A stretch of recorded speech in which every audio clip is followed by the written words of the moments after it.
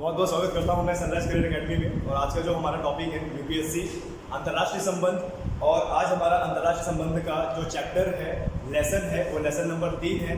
और आज हम लेसन नंबर 3 में देखेंगे भारत और बांग्लादेश के आंतरिक संबंध, आंतरिक भी और बाहर के भी संबंध, जिस तरीके से हमारे इंडिया और बांग्लादेश के बनते हैं, तो इस तरीके के हम देखेंगे इसको।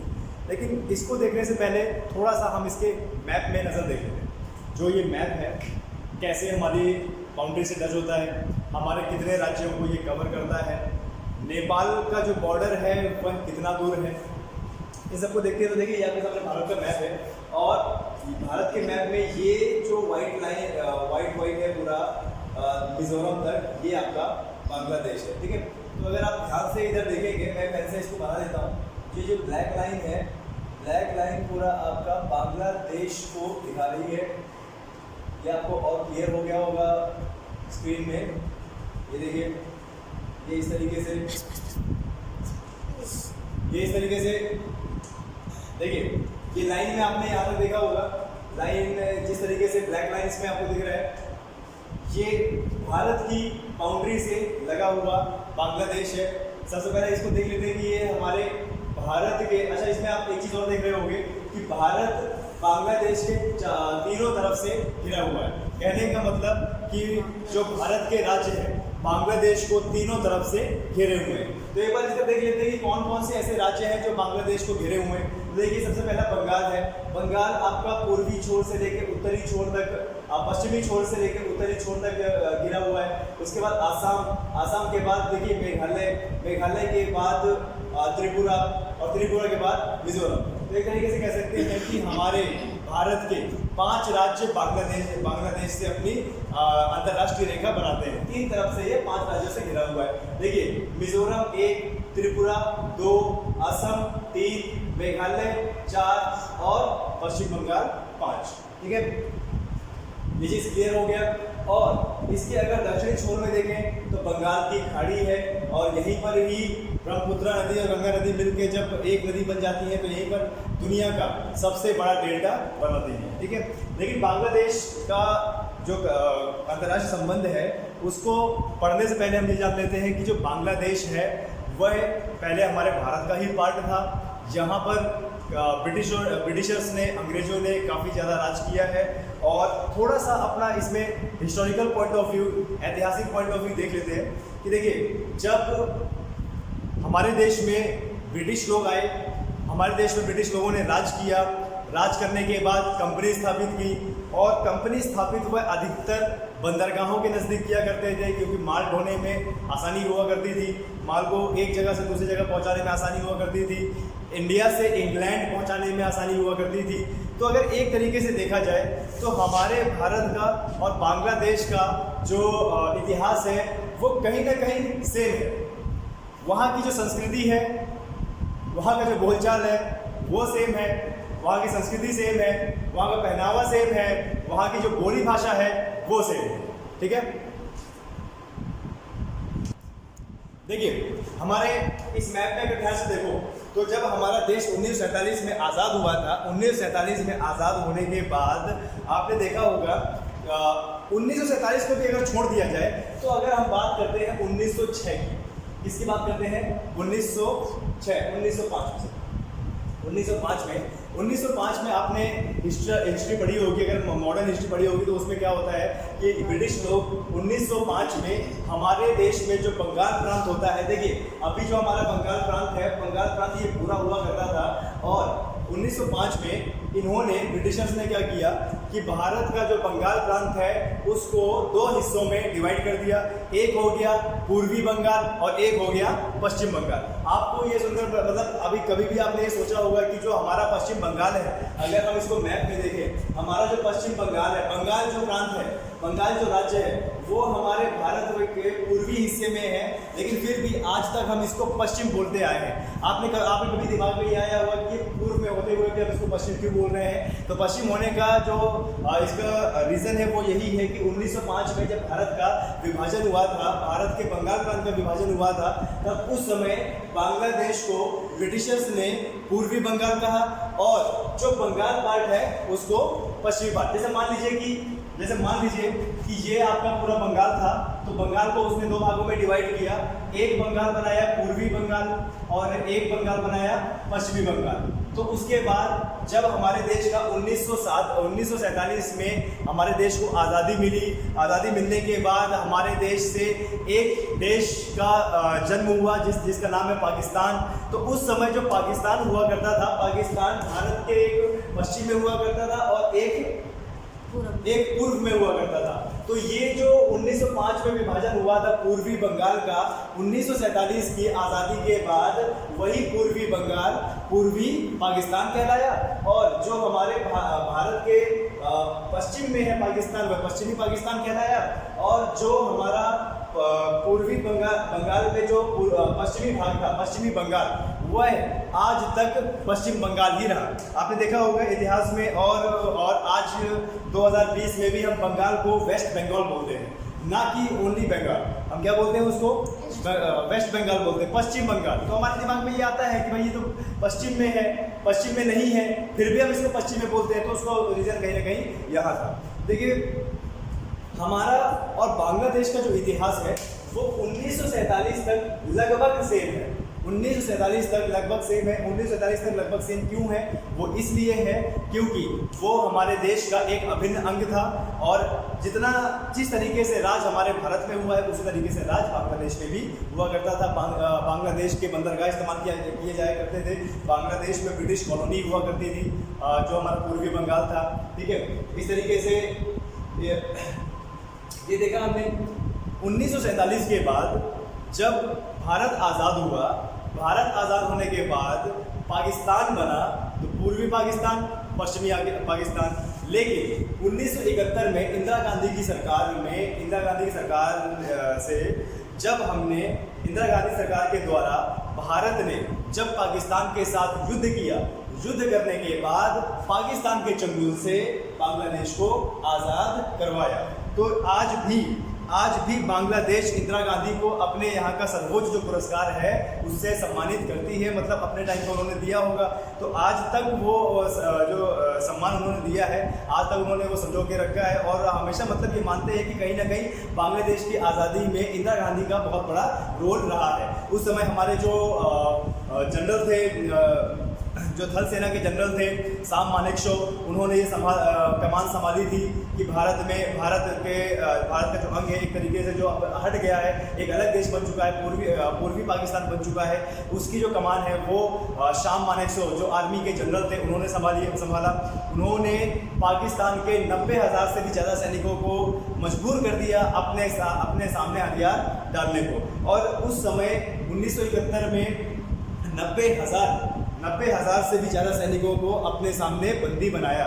यानी अब तक की हिस्ट्री में ये एक अपने आप में बहुत बड़ी बात है कि किसी भी देश के सैनिकों को, जो कि कम से कम लाख सैनिक हैं, 90,000 से भी ज़्यादा सैनिक हैं, उनको बंदी बना के उनका जो हथियार है, हथियारों का निरस्तीकरण करना, ये अपने आप में बहुत बड़ी बात है। और तब से हमारा जो देश है बांग्लादेश, ये जो पूर्वी बंगाल है, जिसको आज का नाम जिसका बांग्लादेश है, ये आज़ाद हुआ। आज़ाद होने के बाद यहाँ पर एक लोकतंत्र आया, लोकतंत्र वाली सरकार बनी।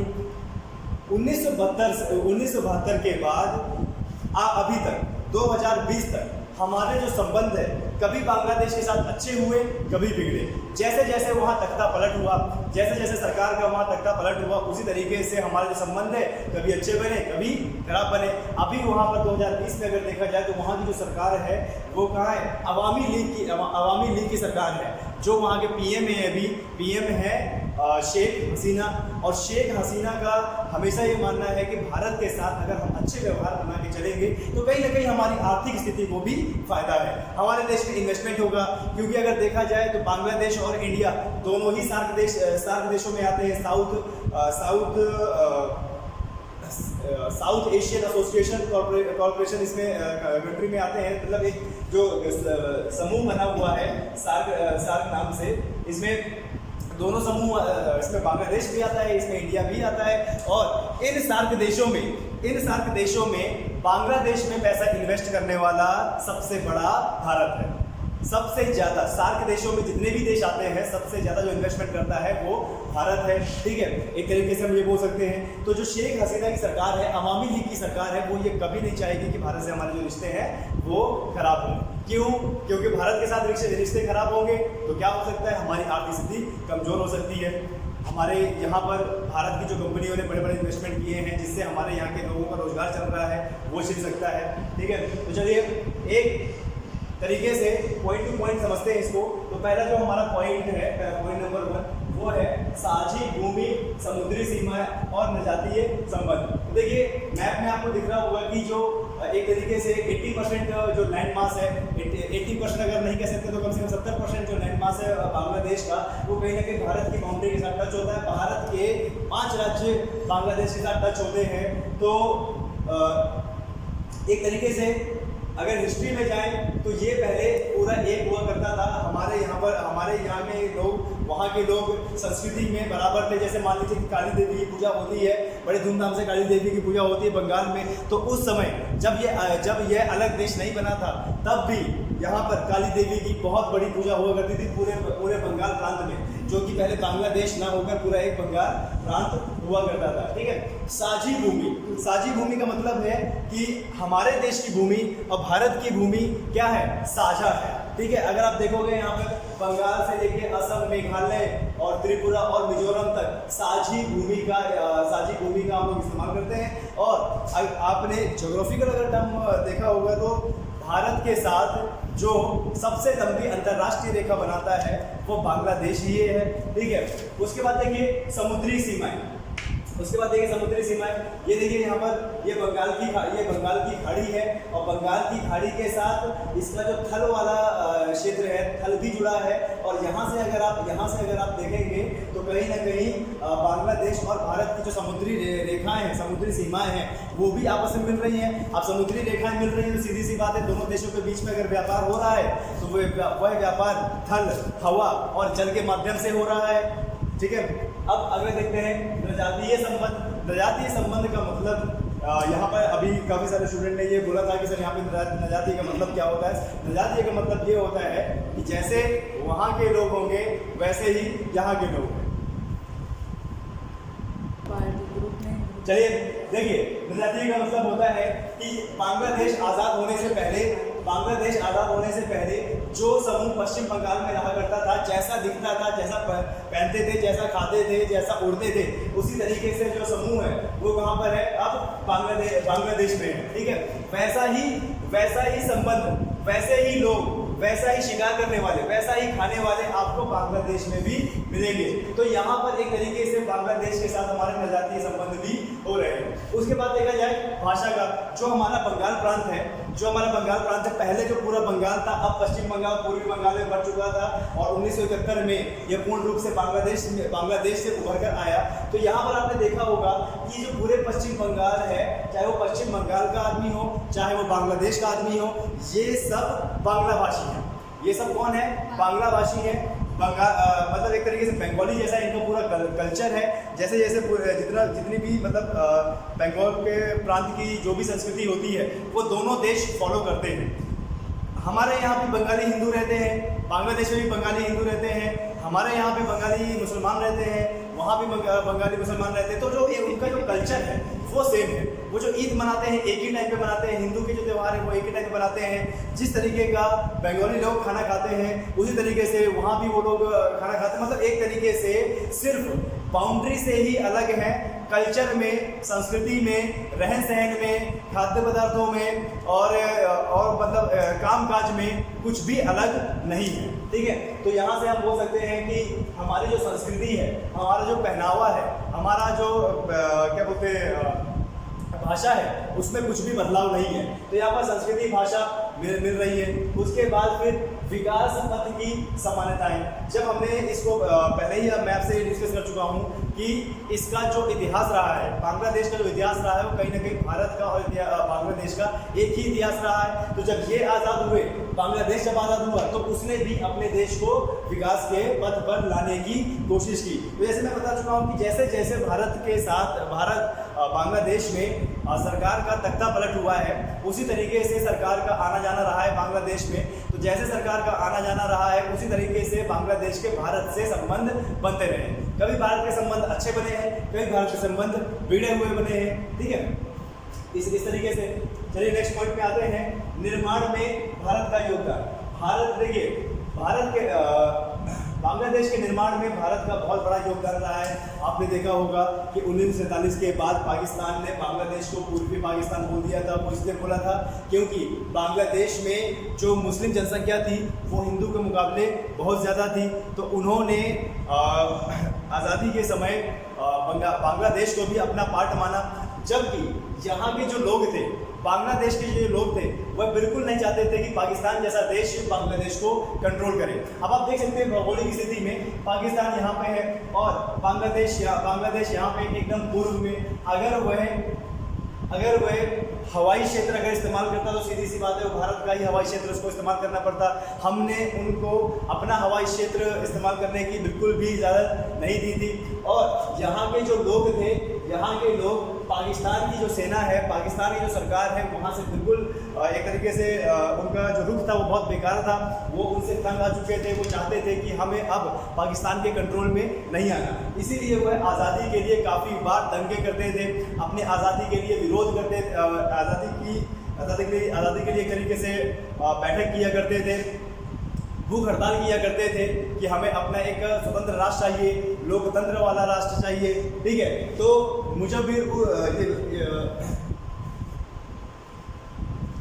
शेख मुजीबुर रहमान के नेतृत्व में काफ़ी सारे आज़ादी के लिए हड़तालें हुई हैं, आज़ादी के लिए भूख हड़तालें हुई हैं, जहाँ पर बैठ के इन्होंने धरना दिया। और इसी के नेतृत्व में और इंदिरा गांधी के एक तरीके के साथ 1972 में जो बांग्लादेश है वह आज़ाद हुआ, ठीक है। ये चीज़ हुआ। उसके बाद देखिए 1971 का वो एक ऐसा टाइम था जब बांग्लादेश में रोज दंगे हो रहे थे। पाकिस्तान की आर्मी वहाँ पे लगी हुई थी। पाकिस्तान की आर्मी बांग्लादेश के लोगों के साथ अत्याचार कर रही थी, उन्हें ज़बरदस्ती टॉर्चर कर रही थी, गलत व्यवहार कर रही थी। एक तरीके से ये जो एरिया था मतलब अशांतिपूर्ण एरिया था। यहाँ के जो लोग हैं शेख मुजीबुर रहमान के नेतृत्व में मतलब इन्होंने अपनी एक पार्टी बना रखी थी और पार्टी के तहत यह उस देश को आज़ाद कराना चाह रहे थे, वहाँ पर लोकतंत्र लाना चाह रहे थे। लेकिन जब ये बांग्लादेश आज़ाद हुआ 1972 में तो लोकतंत्र ज़्यादा देर तक नहीं आया और इनकी हत्या कर दी गई। हत्या करने के बाद यहाँ पर सैन्य शासन आया। कौन शासन आया यहाँ पे? सैन्य शासन आया। तो देखिए उस समय शेख मुजीबुर रहमान का जो दल था वो चाहता था कि बांग्लादेश को आज़ादी मिले और इंदिरा गांधी ने भी उस समय हमने पाकिस्तान से युद्ध किया। पाकिस्तान से युद्ध करने के बाद शाह मानेकशॉ के नेतृत्व में एक दल भेजा बांग्लादेश में। और बांग्लादेश में दल भेजने के बाद इंडियन आर्मी ने पूरी तरीके से पाकिस्तान आर्मी को निरस्त कर दिया वहाँ पे। और निरस्त करने के बाद 90,000 से भी ज़्यादा सैनिक के हथियारों का निरस्तीकरण किया, उन्हें गिरफ्तार किया। और 16 दिसंबर 1971 को आखिरकार जो बांग्लादेश है वह आज़ाद हुआ। अब बांग्लादेश आज़ाद हुआ तो सीधी सी बात है भारत का ये दायित्व बनता था उस समय कि बांग्लादेश को अब उसका आर्थिक विकास किया जाए, उसके साथ कंपनियां जोड़ा जाए, उसमें इन्वेस्ट किया जाए। इस तरीके से 16 दिसंबर 1971 में बांग्लादेश आज़ाद हुआ। उसके बाद हमारे देश की कुछ नई रणनीतियाँ बनी। 1971 में कई ऐसे मुक्ति संग्राम चल रहे थे जिससे कहीं ना कहीं इंदिरा गांधी सरकार को ये लग रहा था कि बांग्लादेश को अब आज़ाद होने का टाइम आ गया है। इसीलिए हमने पाकिस्तान के साथ युद्ध करके बांग्लादेश को आज़ाद कराया। ठीक है, अब अगला पॉइंट देखते हैं 162। देखिए हमने बांग्लादेश को आज़ाद करा दिया है। अब आज़ाद कराने का मतलब तो यही है ना कि इनके साथ हमें अपने अच्छे रिलेशंस बनाने हैं। अच्छे रिलेशन हम कैसे बनाएंगे? सीधी सी बात है, जब वहाँ की सरकार और हमारी सरकार के बीच में आपसी संबंध अच्छे होंगे तभी तो हमारे और इनके बीच में अंतर्राष्ट्रीय संबंध अच्छे बन पाएंगे। देखिए, बांग्लादेश को 16 दिसंबर 1971 को आज़ादी मिली, लेकिन 16 दिसंबर 1971 को आज़ादी मिलने के बाद 1972 में उनकी हत्या कर दी गई, और हत्या कर दी गई वहाँ के आर्मी के कमांडर द्वारा उनकी हत्या कर दी गई। उसके बाद वहाँ पर हमारे मतलब बांग्लादेश में सैन्य शासन शुरू हुआ। तो एक तरीके से आप बोल सकते हो कि 1975 से लेके 1990 ये 15 साल का दौर ऐसा था कि जिसमें हमारे देश और बांग्लादेश का जो एक तरीके से अंतर्राष्ट्रीय संबंध बिल्कुल खराब थे। क्योंकि वहाँ पर जो सरकार थी वो खालिदा की सरकार थी। खालिदा बानो, क्या नाम था उनका,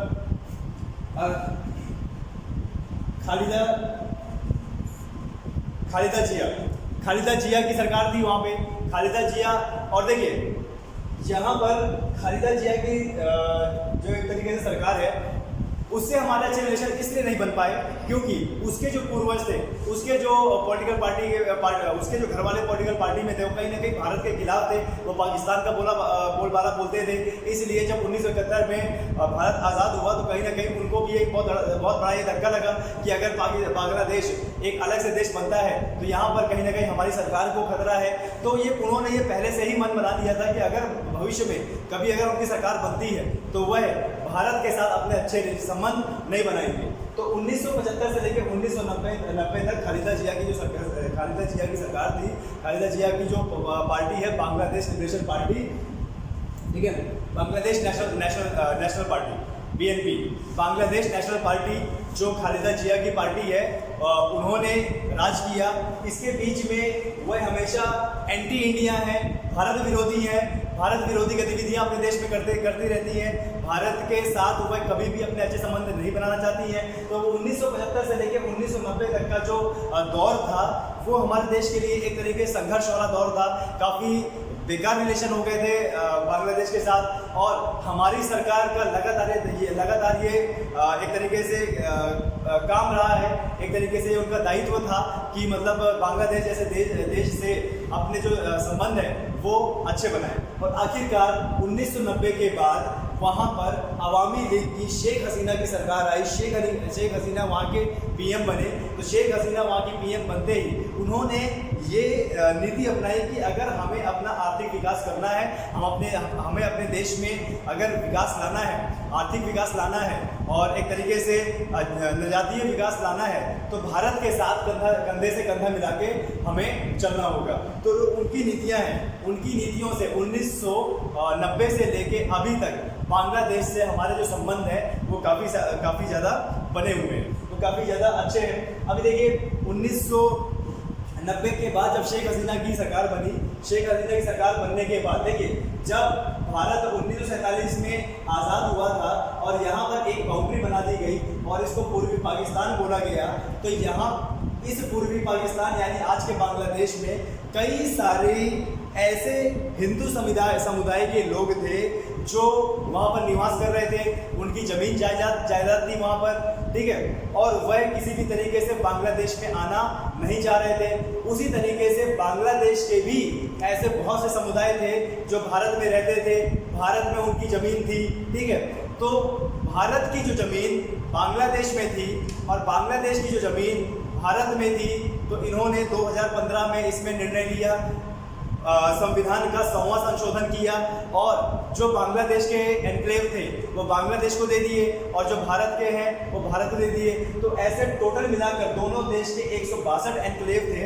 इंदिरा गांधी की सरकार से ही ये जो मसौदा है चला आ रहा था कि मतलब आपके यहाँ जो हमारी ज़मीन है और हमारे यहाँ जो आपकी ज़मीन है क्यों ना उसका आदान प्रदान कर लिया जाए। तो इससे क्या होगा कि आपके यहाँ के जो हमारे मतलब आपके जो लोग हमारे यहाँ रह रहे हैं और हमारे जो लोग हैं आप क्या रह रहे हैं, उनको उनकी ज़मीन मिल जाएगी, उनको उनके रहने का ठिकाना मिल जाएगा और उनको व्यवस्था पहुँचाने का, भारत की स्कीम पहुँचाने का या आपके यहाँ कोई स्कीम चलती है तो वो आपस में मैत्रीपूर्ण संबंध बना सकते हैं। इस तरीके से एक तरीके से कहने का मतलब आज़ादी के बाद हमारे भारतीय अपनी ज़मीन के साथ बांग्लादेश में जो रहते थे हम उनको भारत की तरफ से सहायता पहुंचाने में असमर्थ हुआ करते थे।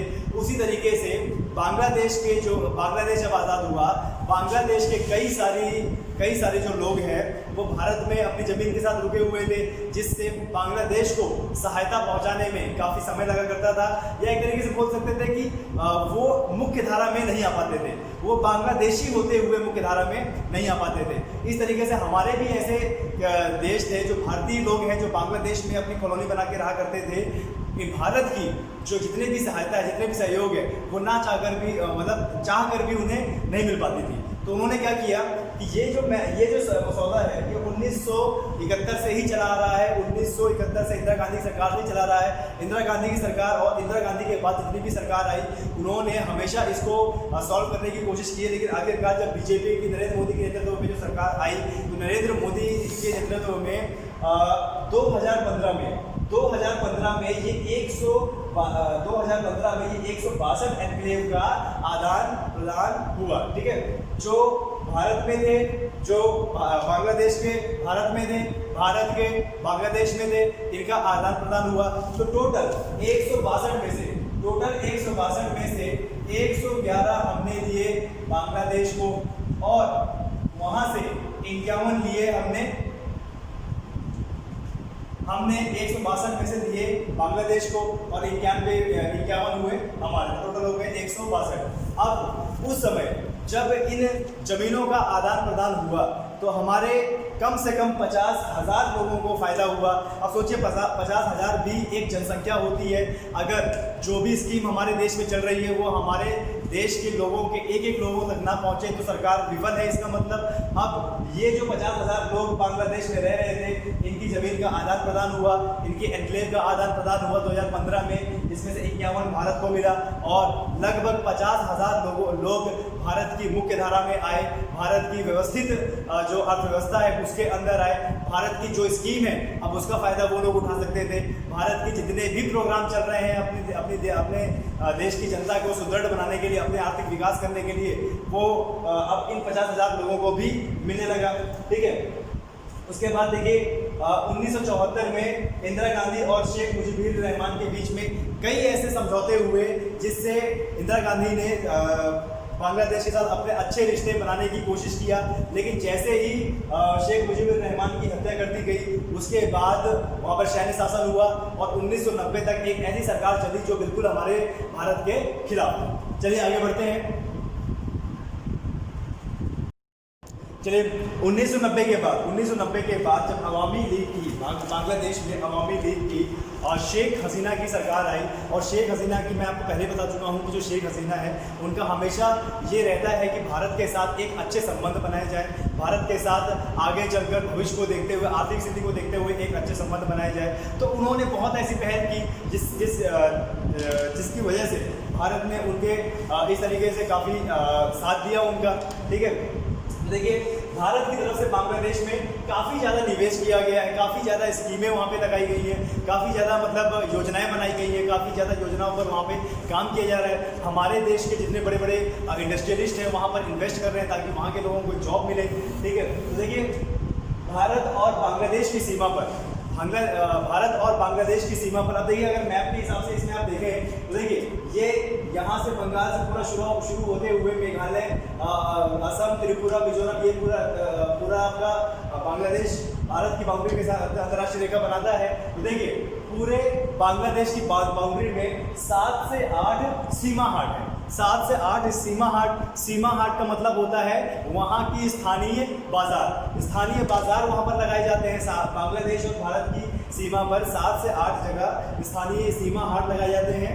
ये स्थानीय बाजार है। स्थानीय बाजार में क्यों बोल रहा हूँ, क्योंकि यहाँ पर रहने वाले लोग अपनी बनाई हुई वस्तुओं का आदान प्रदान करते हैं, वह बिजनेस करते हैं उस चीज़ का।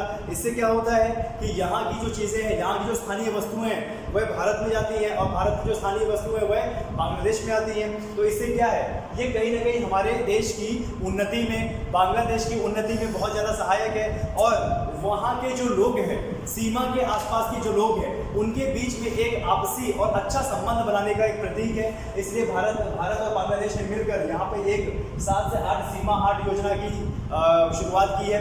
2011 से ये स्कीम चल रही है। ठीक है, उसके बाद देखिए क्योंकि भारत बांग्लादेश से एक समृद्ध देश है, ठीक है। बांग्लादेश को आज़ादी मिली है 1971 में और अभी चल रहा है 2020, तो सीधी सी बात है उससे कम से कम 25 से 30 साल पहले ही भारत को आज़ादी मिल गई थी, तो भारत उससे एक सुदृढ़ देश ही रहेगा। तो यहाँ पर क्या हुआ कि भारत जब बांग्लादेश सुदृढ़ है तो बांग्लादेश और हमारे बीच में आयात और निर्यात होता है, ठीक है। मतलब आयात और निर्यात का मतलब कि हम अपने भारत की बनाई वस्तुएं जाके बांग्लादेश पर निवेश करते हैं, बांग्लादेश पर वहाँ पर बेचते हैं। तो अगर हम देखा जाए भारत और बांग्लादेश का निर्यात जो भारत से होता है, भारत से बांग्लादेश में जो निर्यात होता है वो लगभग 4500 मिलियन यूएस डॉलर, और बांग्लादेश से जो भारत की तरफ होता है, आप सीधी सी बात है, आप किसी अगर देश से बिजनेस की स्ट्रेटजी करते हो, बिजनेस करते हो, तो अगर आप यहाँ से निर्यात करते हो तो उस देश से कुछ लेते भी हो। उस देश से लेते इसलिए हो क्योंकि उस देश का भी कुछ ना कुछ आर्थिक स्थिति बढ़ेगी। जैसे मान लीजिए कि अमेरिका सुदृढ़ है, हमसे अमेरिका अमीर देश है, तो हम क्या करते हैं, हमारे में अमेरिका से बहुत सारी चीज़ें आती हैं लेकिन बहुत ही कम चीज़ें जाती हैं। तो हमारे और अमेरिका के बीच में ये एक संधि है। संधि क्या है कि अगर हम आपसे चीज़ें ले रहे हैं तो आपका भी दायित्व बनता है कि आप हमसे कुछ चीज़ें वापस लें। वापस लेने का मतलब भारत की कुछ चीज़ें लें। तो इस तरीके से अगर देखा जाए भारत से बांग्लादेश को जो निर्यात होता है वो 4500 मिलियन यूएस डॉलर, और बांग्लादेश से जो भारत को निर्यात होता है वो है 675 मिलियन यूएस डॉलर। अब आप देखिए इसमें 4500 मिलियन यूएस डॉलर का 4500 मिलियन यूएस डॉलर का हम निर्यात करते हैं बांग्लादेश में, और वो हमारे देश में निर्यात करता है 600। तो कहीं ना कहीं जो बांग्लादेश है वो अभी भी हमसे काफ़ी कमज़ोर देश है, ठीक है। उसके बाद देखिए जो सार्क देशों में south Asia association regional countries में अगर देखा जाए जितने भी साउथ एशिया के देश हैं, साउथ एशिया में जैसे भारत हो गया, भूटान हो गया, नेपाल हो गया, म्यांमार हो गया, बांग्लादेश हो गया, श्रीलंका हो गया, इस तरीके से देश है। तो बांग्लादेश में निवेश करने वाला सबसे बड़ा भारत है।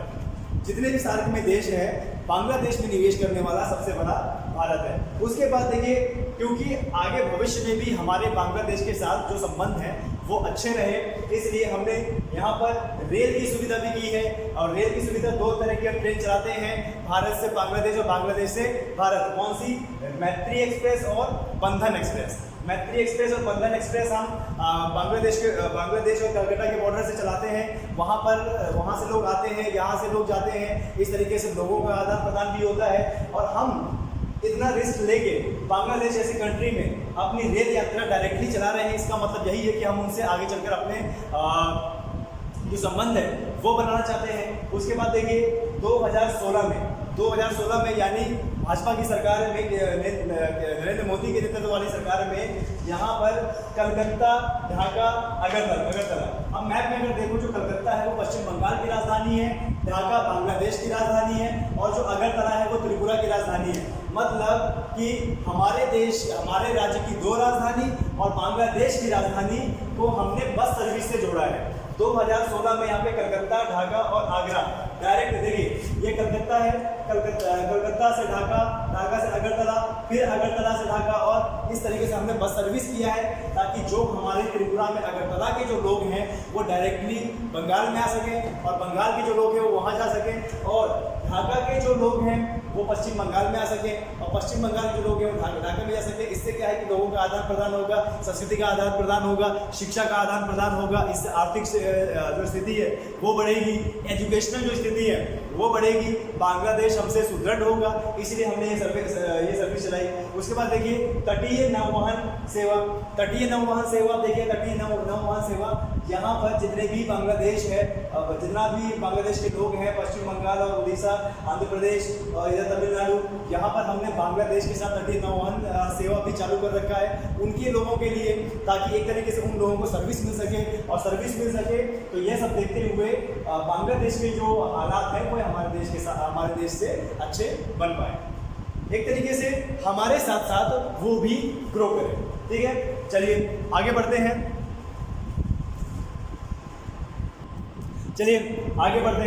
भारत और बांग्लादेश के संबंध में 2013 में प्रत्यार्पण की संधि जो है, प्रत्यार्पण संधि हुई, जिसमें काफ़ी सारा डिसीजन लिया गया।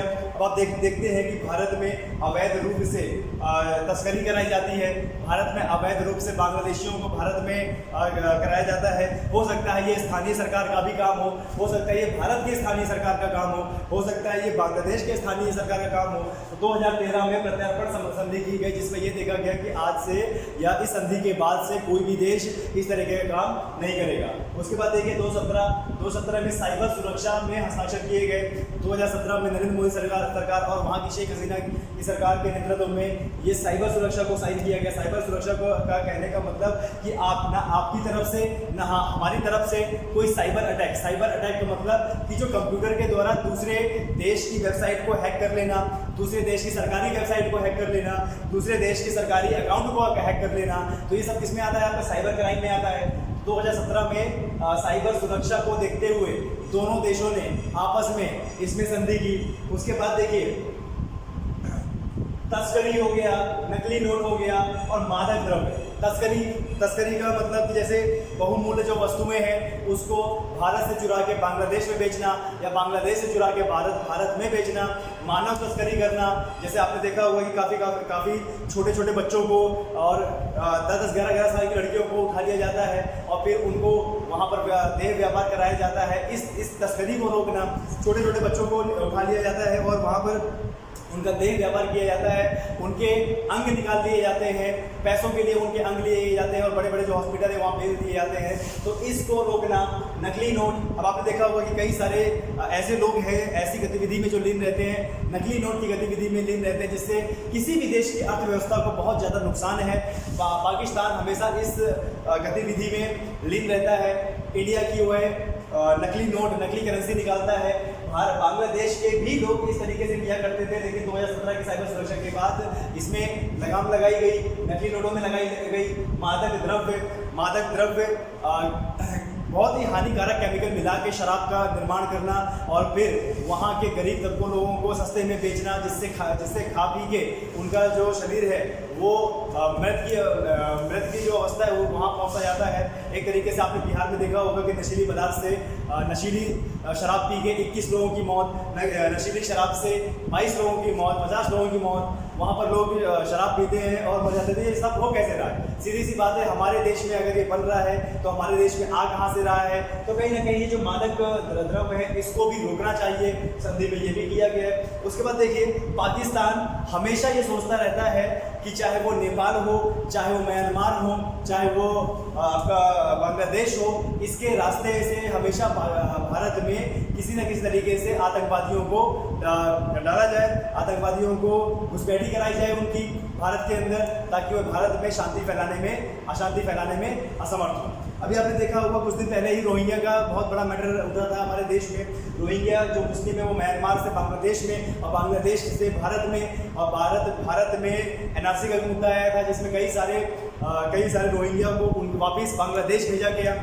रोहिंग्या हमारे देश में अशांति फैला रहे थे, जिसके कारण उनको उनके देश में भेजा गया। आतंकवाद के विरुद्ध भी हमें दोनों देश के बीच में सहयोग करना चाहिए। ठीक है, आगे चलते हैं। तीस्ता नदी जो कि असम से होकर बांग्लादेश में जाती है, तीस्ता नदी असम से होकर आती है। तो देखिए ये जो नदी जल विवाद है ये राज्य सूची का विवाद है। मतलब अगर इसमें कोई विवाद होता है तो उसको देखेगी कौन? राज्य। अब मान लीजिए कि कोई भी परियोजना, जैसे असम की सरकार है, कोई भी परियोजना अगर बनाती है उस नदी पे, तो कहीं ना कहीं ये जो बांग्लादेश अड़ंगा डालता रहता है कि ये जो तीस्ता नदी है, तीस्ता नदी का पानी हमें मिलना चाहिए, हमें इसका मिलना चाहिए। लेकिन देखिए जो परियोजना बनती है वो दोनों देश के लिए लाभदायक होती है। दोनों देश के लिए लाभदायक इसलिए होती है क्योंकि बाढ़ में कंट्रोल हो सकता है, सिंचाई परियोजना में हो सकता है, मत्स्य पालन में हो सकता है, बिजली परियोजना में हो सकता है। लेकिन बांग्लादेश इस चीज़ को समझने को तैयार नहीं है। तो कहीं ना कहीं हमारे देश में जो तीस्ता नदी जल है इसका विवाद होता रहता है। और उसके बाद बांग्लादेश से अवैध प्रवासन की, तस्करी की और भारत विरोधी गतिविधि की जो घटनाएं हैं ये होती रहती हैं। आपने कई सारे ऐसे वीडियो देखे होंगे, कई सारे ऐसे न्यूज़ देखी होंगी जिसमें गैर कानूनी रूप से भारत में बांग्लादेश से बांग्लादेशियों को घुसपैठी कराई जाती है।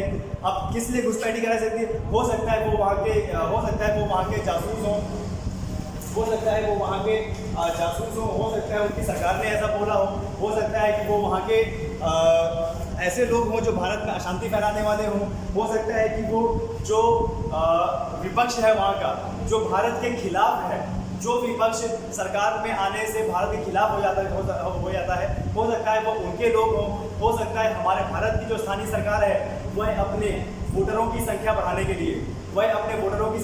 के लिए ऐसा करती हो।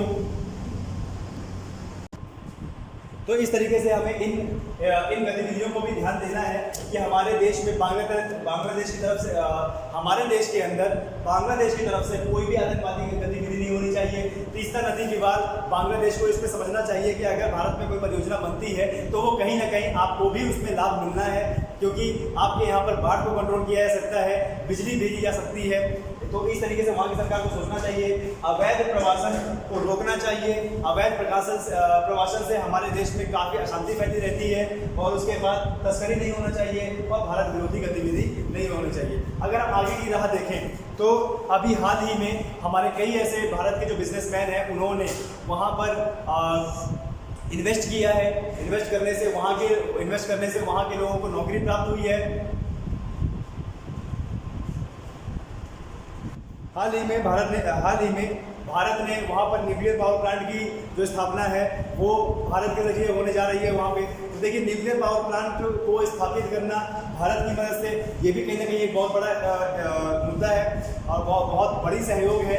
आपने देखा होगा कि भारत उनकी परियोजनाओं में इन्वेस्ट करता रहता है। वहाँ पर अगर कोई बांध बनाना है, वहाँ पे अगर कोई रोड बनाना है, वहाँ पे अगर कोई इंडस्ट्री बनानी है, हमारे देश के जो बड़े बड़े इंडस्ट्रियलिस्ट हैं वो वहाँ पर पैसा इन्वेस्ट करते ही रहते हैं, ताकि वो जो देश है आर्थिक स्थिति उसकी ठीक हो और वहाँ के लोगों को जॉब मिले। रिलायंस इंडस्ट्री ने वहाँ पर काफ़ी ज़्यादा इन्वेस्ट किया है, टाटा इंडस्ट्री ने वहाँ पर काफ़ी ज़्यादा इन्वेस्ट किया है। तो इस तरीके से हम अपने देश और बांग्लादेश के साथ अच्छे संबंध बना सकते हैं। क्लियर गाइस, चलिए आज इतना ही, नेक्स्ट वीडियो में देखते हैं।